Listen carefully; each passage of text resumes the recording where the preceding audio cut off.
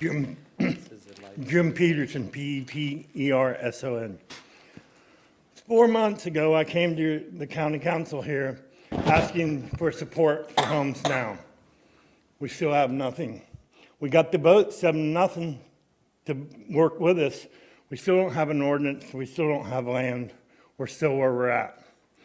I've heard council members, not only from this council, I've heard the executive say they question whether we're a reliable nonprofit. Since the last time I spoke to you 3 weeks ago, I'd like to tell you what we've done. We took a truck, we built a shower truck. Yesterday, we gave 22 showers. We did it for $6,100.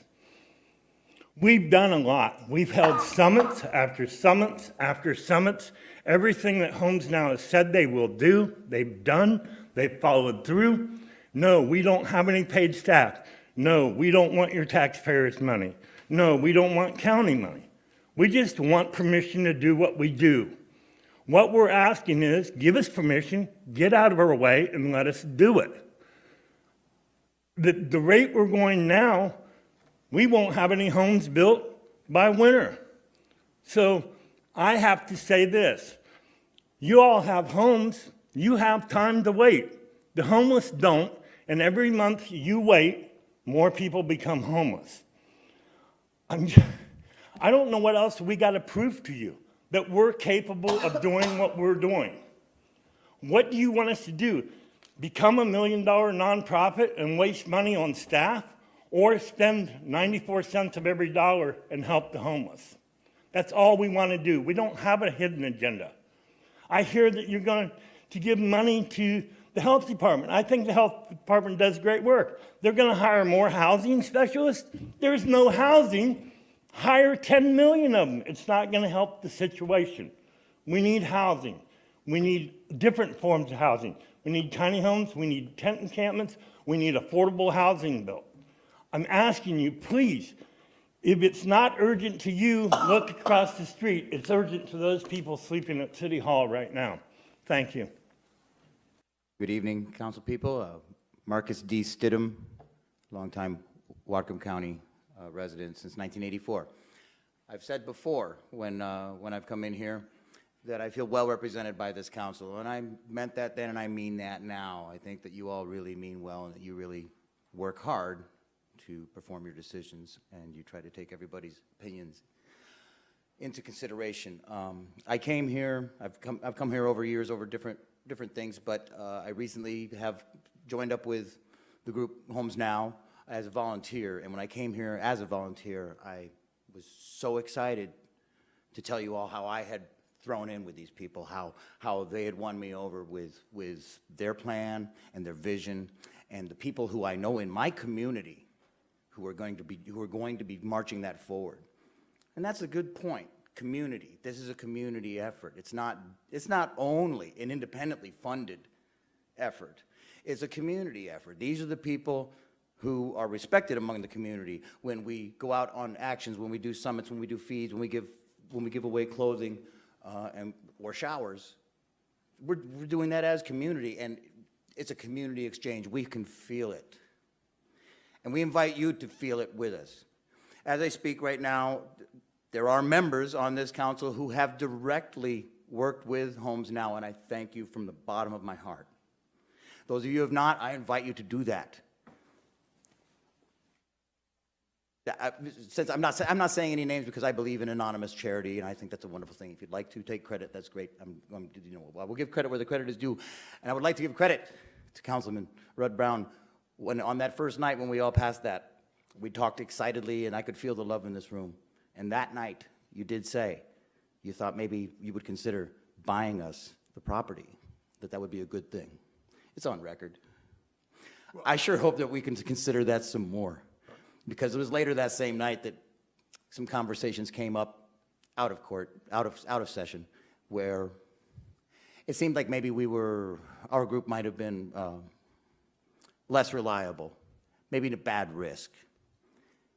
Further discussions later, maybe we had a bad face in weeks to come, that we had a bad image. This group still consistently wows me. I'm no longer a volunteer. I am a member of Homes Now, and I invite you to be members of 30 Homes seconds, Now. please. Join us.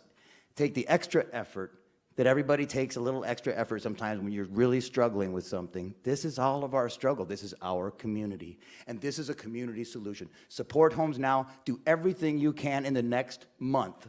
Everybody, 1 month, just do everything you can to help us get this going. And we will show you. We will rock you, okay? Thank you. Mr. Alessi, and then if anybody else wishes to speak in the open public session, please line up.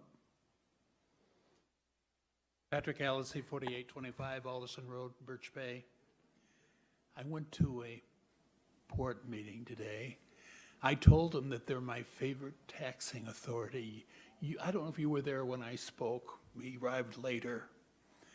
And what I told them was, the port tells us they're taxing us. We heard people complain about taxes. They're taxing us, and they're going to stimulate the economy.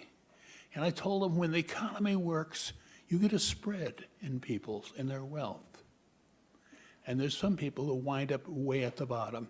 Actually, some people up here think it's because they chose the wrong things. No, it just happens. And I told the port, you know, you guys have a lot of property around the county here that is underutilized. It's not being used. And some of it is actually near bus systems, so there's transportation. And I think you should take and be open to some group that comes to you with the idea of doing a short-term lease on some of that property for a camp, for a homeless camp. I don't care if it's just tents. Supply them with water. You know, you can hold a sewer off in a tank someplace. I said, this is just an idea, and I'm not going to work on it, but I had to tell you about it too, because have to be part of it. It says, oh, that group there, that we could just leave them alone. This group over here. Oh, I do have a homeless student of mine. Drops around, I buy him coffee. And so I talked to him about it. I said, well, how many people could you have a maximum in a camp like this? And he was thinking about maybe 25 or 30. You should limit how many people can be in one group, but you should have different spots for them, because if they can't get along with somebody here, they can go over to another group. Anyways, good luck with this. Hey, we got a truck to come around and give them showers. I don't know if he's still here or not. No, they left. They left. Anybody else wishes to speak for the open public session? Seeing none, we're closing the open public session. Ms. Brenner. I move we pass an emergency ordinance that allows any nonprofit that's affiliated with the state that has nonprofit status to provide housing for homeless people. And it can't get any worse than it is. So, and I prefer the kind of housing that's been mentioned, the tiny homes to tents. They're warmer, they're better, and those are free to us. We just have to provide the land. So I'm moving it as an emergency ordinance. What? Where is the ordinance? I just said it. It's You would those- have to have an ordinance. It's in just order those to- few words. I didn't think of it till they spoke. I think it's an emergency. If it's an emergency, you're not going to have this stuff ahead of time because you just thought it's an emergency. That's my motion. I believe you're procedurally out of order, Ms. Brenner. I don't think so. Not for an emergency, I'm not. Okay, well, Madam Clerk, are you aware of any section of the code that allows Ms. Brenner to do what she's just proposed? An emergency ordinance would have to fall under specific parts of the charter in order for it to be an emergency, and I do not believe that that would qualify. In addition to that, we would actually need a paper document. I'll write it up for you. It has to have very specific findings, and it definitely can't just be an oral motion. Well, okay, I will put it in writing, but how can you do the whole purpose of an emergency is to do it as quick as possible and not keep dragging it out like what's been happening. So I mean, I'm talking, it's a 5-word motion. I would hope that our wonderful attorney could come up with the parts of the code that refer to it. I'm not an attorney. I just want it done. So that's my motion, Okay. and it's not out of. Do we have a second to Ms. Brenner's motion before we have any discussion? I would second it. Okay, then could you? Yeah. All right. I have We have a a motion and a second. second. I just want to discuss this. I just wanted to know what we would do. Like if you say, do A, B, C, D, E, what do we do? So before I will allow this discussion, I want to come back to the fact that we've just been advised by the county clerk and the county's legal counsel that this is an improper procedure. If Ms. Brenner wants to put forward an emergency ordinance, then it needs to follow the format allowed in the county code, including being written up with appropriate findings to justify its emergency nature, if I'm correct. Would that be right? The clerk is nodding in agreement. I'll do it. But that sort of defeats the whole purpose of what an emergency is. It's not a long-term pre-planned thing. We've been talking this thing to death for months, and they've got the houses. They've got places to put people that are respectful of people. I don't know how many people have looked at their houses, but I have, and they are amazing. I would love to live in one of those. They're incredible. And I'm tired of this, government moves slow, we can't do this, we can't do that. This is an emergency.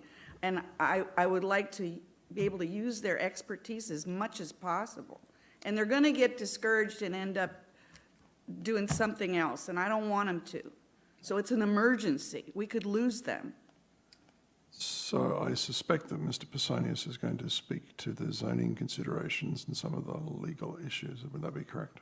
Yeah, council will remember, I think at your last meeting, we had a proposal to you to example of the city's ordinance and the city's approach, and recommendation, the motion of the council was to follow that approach and ask us to prepare an emergency interim ordinance. We are in the process of doing that. We have initial draft done, and it's now circulating amongst the departments, the sheriff's department, the health department, so forth, that would provide those services. So we hope to bring that to you in July, get that ready for your consideration. Would it be correct in my assumption that in proposing any such ordinance, you are trying to avoid creating new problems? Yes. To acting improperly? This ordinance and the city's approach follows that state statute that allows religious organizations to host these camps on land they own or control. And the city's ordinance and approach actually went a little bit beyond that and also authorized 501c3 organizations to also operate those camps. So we're modeling that same approach, and the idea was that that would give a level playing field to any providers out there who might be willing and able to operate those facilities. So you'll see those hopefully next month. Ms. Brenner? Well, and I got to say, I respect you. I'm glad you're the planning director. How can we, with a straight face, call something an emergency and then it just keeps dragging on? And I'm not blaming you, but I don't get it. For regular ordinances, I could understand this. But this is an emergency, and they have the houses all ready to go. Some of them have been built, and they got nowhere to put them. Your legal counsel is right, is correct. You need to have findings, and we're going to prepare those for you. But you're also, it's very much a public health and safety issues that have to be addressed as a part of the operation of these facilities, both for the residents as well as for neighbors. So all those things have to go into the ordinance and have to be carefully vetted, and so we're doing that. I get it. Have you been out to the Lummi Tiny Homes Now place? I have not. Oh, please go, and I would like to go with you. Okay. Okay. I mean, it's amazing what they've done. So it exists. I'm sorry. Mr. Byrd? I have a draft ordinance based off of that I will bring to the next council meeting for us to review. I'm more than happy to use yours instead, but I agree, time is of the essence. If Bellingham can do it based off the same thing, I think that it's probably been vetted pretty well. And like I said, happy to use yours, but I will be bringing one to the next meeting. And for the record, I just want to make it clear, I'm very supportive of solving this problem. I'm very supportive of whatever legal methods we have within our disposal. One of the caveats is that we don't create problems elsewhere for people like neighbours or health and safety or whatever the case may be, or even the residents of these areas. So, but I do want to do it in a way that is procedurally proper and defensible, particularly from a liability perspective. So, Mr. Sadhu. Yeah, I've been working on the same thing and looking at the city zoning for the Bellingham City, Linden and Ferndale, as well as the county zoning. I look at more from the longer term solution than emergency solution. What we are facing, just building 20, 30 homes is not gonna relieve the issue. It will just make a small dent in the issue. Because once the low-income housing is available, there are people on the stretch who are about to fall off the wagon, and they will fill the same spots what we think that we can fill with. The long-term solution is that what we need to do in our zoning codes for this city and county, and that should be in each neighborhood, what we should say that we're gonna designate 3 or 5 lots, the regular half-acre lot or quarter-acre lot or whatever, and which are vacant or have an old house on it or boarded up a house or outright purchase, because you have to bring private capital into this to make it successful. So what I'm working on is that in each neighborhood, we should designate, say, 5 lots. And it should, the paint should go everywhere in every neighborhood. And then those 5 lots should be designated that you can build between 5 and 10 tiny homes on there, because there's the utilities, there's everything. There may be common utilities, maybe common kitchen or common bath, but there are 10 tiny homes, and I'm talking 200 square feet homes, and they are legal. Now, what it happens is, if it is legal, then private capital can come and they can actually build those homes, excuse me, and charge a rent so that it becomes economically viable. And then we do, as an experiment, 1 or 2 places and see how successful this is. And then those 5 or 10 people live in homes, and they are spread out among the neighborhood. They are not, we cannot concentrate 100 or 200 people in there. The second thing I was looking at, we have public parks everywhere. Why can't we have 3 tiny homes in each corner of each public park? If people want to say that they care about homeless, people want to say we want to solve the problem, then they have to step up. They can't say, take them somewhere and put them somewhere, solve the problem. We have to be a solution of the problem in our communities and everywhere. And that is the way, make it so that it's privately viable. We can work on temporary solutions for a while, but if it is in private hands, it will be maintained. It will be kept up. And it will be an ongoing operation. That's what we really need in our community. It's a little bit longer term plan, but I see that if we want to have a solution to this problem, then we need. The other issue is going to be who should live in these homes, or who should they be allowed, because they are only 200 square feet. Is it for single people, people with kids, college students? I mean, there are so many matrix of people who could live in that house. And so So it is not a simple issue of finding a spot, put 10 homes on there, and then we say, yay, we solved the problem. We have 10 tiny homes. Yes, it's a start, and that will be a good start. But if you want to look at long-term, we have to find a solution like that, that there are lots throughout the county, throughout the city, and Linden and Ferndale, which allow these 200 square feet homes. So before we continue any more discussion on this, I want to address the issue that I think this is an improper ordinance for consideration in the first place, and I would like to read the county code and then ask our legal counsel for advice.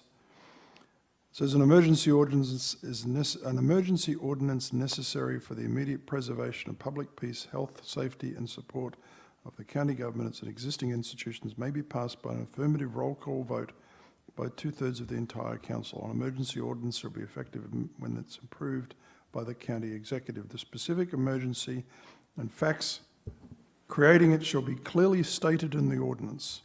All emergency ordinances, except those making appropriations from emergency reserve for borrowing money for 120 days, shall expire at the end of the 61st day. So we have failed the test of stating the nature of the emergency, and if we were to pass this tonight, it would expire in 60 days, and I'd rather be dealing with staff on a long-term solution. So my interpretation is this is an improper ordinance, and it's not improper to vote on it. And unless I'm going to get contradiction from the council, from the county clerk or our legal counsel, I'm going to proceed on that basis. Donovan. I was going to ask Councilmember Brenner to withdraw her motion since we've already had other alternatives from staff and another council member as potential ordinances. Can I respond? Are you willing to withdraw? No, I'm not willing to withdraw because what he said is not accurate. Okay, Ms. Brenner, We we're- do Ms. have Brenner, that in Whatcom Ms. County. Ms. Brenner, It we're already not, exists. Ms. Brenner, we are focusing on whether the ordinance is even proper before further And I discussion. disagree with you. Okay. So you've been, I'm looking for guidance. I think maybe we'll take a vote. I put a motion to, geez. You guys need to go out to the Lomi project. It's already there and it's beautiful. Anybody would want that in their neighborhood. I'm looking for the right procedural method to deal with this. My best guess would be to just vote on Councilmember Brenner's motion. Okay, but she hasn't met the criteria for it to be an ordinance. I don't believe so. Do you wish to change it to a resolution? We can vote on a resolution. Since a resolution has no force of law, no, I don't want to change it. Put it to vote, everyone can abstain and. All right. I'm looking for guidance here.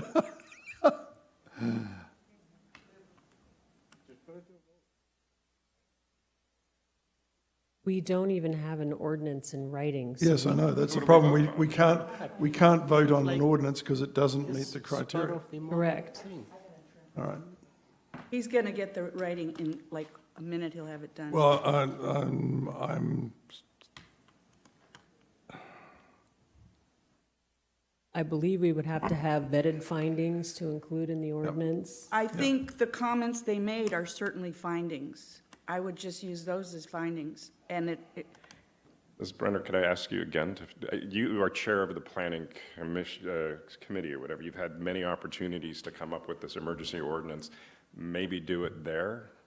rather than. We've tried. We've done this for months. We've been discussing it. And we're all here now. We're not all in committee all the time. We're here, and what they just said, I think is more than enough substance to make it an emergency.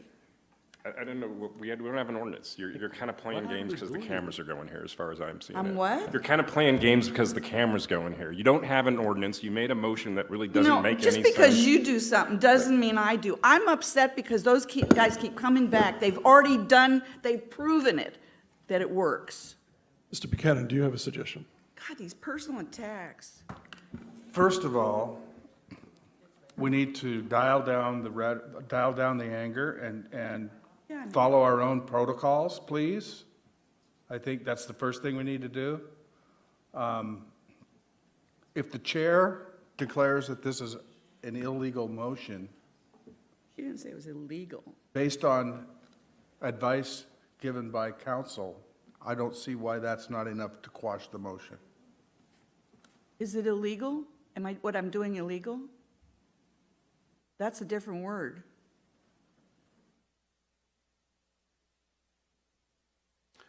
I would definitely, my interpretation is definitely improper in terms of the interpretation of the county code. Proper is a subjective word. Right, you need to have a written ordinance before you can vote on it. So, I don't like to say what you're doing is illegal, but it certainly doesn't comport with the requirements implicit in the charter. Because you say it, I I'm will, just- no, I'm going to not- withdraw my motion for okay. tonight, so be prepared in 2 weeks.